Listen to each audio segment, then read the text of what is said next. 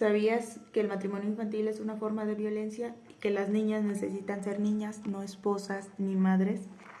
El matrimonio forzado y el matrimonio infantil constituyen conceptos equiparables a violación de derechos fundamentales. En primer lugar, el derecho de las niñas, niñas y adolescentes reconocido por el artículo 4 de la Constitución Política de los Estados Unidos Mexicanos. A su vez, el derecho a la educación, a la salud, al libre desarrollo, al libre esparcimiento, derecho al trabajo y a la igualdad entre hombres y mujeres. Hablar de la protección de los derechos de las comunidades indígenas y la preservación de sus usos, costumbres y autodeterminación no es motivo para que con este discurso se sigan infringiendo los derechos de las niñas y adolescentes, mismos que se encuentran en un estado aún más vulnerable. Así, y en el marco de las tradiciones y costumbres originarias y la preservación cultural, los matrimonios forzados no se habían visualizado o contemplado lo suficiente como una forma de violencia. Dentro de diversas comunidades indígenas mexicanas aún se practica de forma muy normalizada el contraer matrimonio entre un adulto de más de 35 años y niñas o niños, por lo general son mujeres, de entre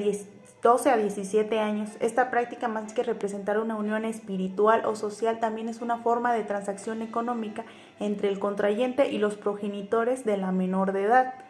quienes reciben pues una cantidad pactada. El matrimonio infantil, por razón de usos y costumbres, vulnera en gran medida el interés superior del menor, además de ir en contra de las disposiciones normativas constitucionales, leyes nacionales e internacionales en el rango de protección de la niñez, e incluso previsto como el delito de cohabitación forzada por el Código Penal Federal. La intención en ningún momento es expresar mensajes de odio en contra de los pueblos indígenas. Por el contrario, solamente es analizar la forma en que sus acciones van en contra de la misma Constitución que los protege. Por lo que se sigue desarrollando esas prácticas, principalmente por las costumbres que se han transmitido entre generaciones. Son usos muy arraigados e incluso son parte de la cultura, porque claro, todo esto está ligado a los usos y costumbres por los que se rigen estos grupos, que por la misma evolución desde la colonización hasta la época moderna ha traído consigo actos de desigualdad social que llevan a los miembros indígenas a no modificar sus conductas por miedo a perder su identidad, aun cuando estos se encuentren vulnerando derechos fundamentales. Claro, no podemos dejar de lado otros aspectos como la pobreza, porque recordemos pues que esta práctica también se hace con fines lucrativos, la inseguridad para las mujeres, la desigualdad social y la discriminación, así como la falta de oportunidades laborales y la discriminación en la educación respecto a las niñas y niños de comunidades indígenas.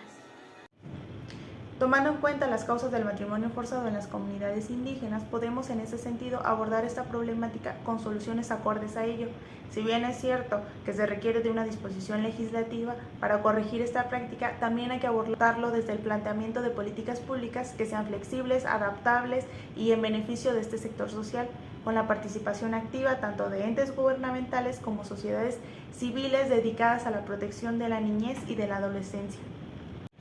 En ese sentido, también es analizar y eliminar aquellas lagunas en las que se pueda llegar a entender la permisibilidad del matrimonio infantil.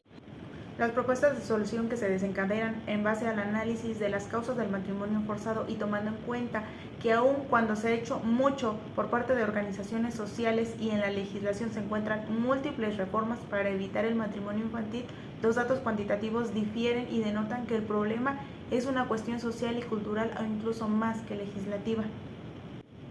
Respecto a los datos cuantitativos, en cuanto a informes oficiales del INEGI, en los últimos años hemos visto un incremento del 60.6% en matrimonios infantiles, es decir, 20 de cada 1000 niñas están casadas, en estados como Durango, Chihuahua, Jalisco, Michoacán, Tamaulipas, San Luis Potosí, Nuevo León y Sonora. Como dato histórico, en México, el matrimonio civil y religioso no tenía ninguna restricción respecto de que alguno de los contrayentes tuviera cierta mayoría de edad. A lo largo del siglo XX se practicaba sin ninguna dificultad la unión entre, por lo general, adolescentes de entre 14 a 18 años y el matrimonio era autorizado y válido por las autoridades civiles locales. En la entrada del siglo XXI, esta problemática se convirtió en un motivo de trascendencia entre diversos organismos, tanto nacionales como internacionales. Para abordar esta situación como una problemática, tomemos en cuenta tres conceptos muy importantes, que es el de matrimonio infantil, identidad cultural e interés superior del menor. En cuanto al matrimonio infantil, la UNICEF lo define como aquel matrimonio formal o unión informal antes de los 18 años. Ahora bien, la identidad cultural se define a través de múltiples aspectos como la lengua, las costumbres, las relaciones sociales, ritos espirituales, así como el comportamiento entre los mismos miembros de la comunidad, todo guiado por precedentes históricos, porque recordemos que la identidad cultural no existe sin la memoria, sin la capacidad de reconocer el pasado, sin los elementos simbólicos que les son propios. Y finalmente, el interés superior del menor, que se identifica como la protección de aquellos derechos que el ordenamiento jurídico atribuye con el carácter de fundamentales a las personas. Este derecho requiere de una participación de la sociedad, los padres, tutores y en general cualquier adulto de atender de forma prioritaria lo relativo a las niñas, niños y adolescentes con la finalidad de brindar un libre y sano desarrollo. Por lo que al estar las infantes indígenas sometidas a un solo estilo de vida demasiado demandante y aprisionados solo por el hecho de continuar con una tradición cultural, no hay forma de que puedan potencializar las diferentes formas de desarrollo integral. Dentro del marco normativo tenemos tanto legislaciones internacionales como nacionales, así como tesis y resoluciones que dan la pauta para llegar a poner fin a esta problemática. Por lo que vea, nuestra Carta Magna indica que siempre se va a proteger a los pueblos indígenas siempre y cuando estos respeten las garantías individuales, los derechos humanos, la dignidad de la mujer, así como el derecho de la niñez, adolescencia y juventud indígena. El impacto perjudicial surge cuando una mujer menor de edad es obligada a cohabitar, copular y formar una familia con un hombre que le dobla la edad. Incluso esta práctica se ha llegado a señalar por diversas organizaciones internacionales como una forma derivada de esclavitud. Tomando en cuenta que las comunidades aún existen quienes defienden estas prácticas como una forma de preservar su identidad cultural, social y económica, haciendo referencia al derecho que tienen como grupos indígenas, sosteniendo a su vez que el matrimonio infantil es una forma de proteger a las niñas y adolescentes de la pobreza, teniendo además de un protector, un proveedor, y por lo tanto que las mismas en forma de agradecimiento tienen que obedecerlo y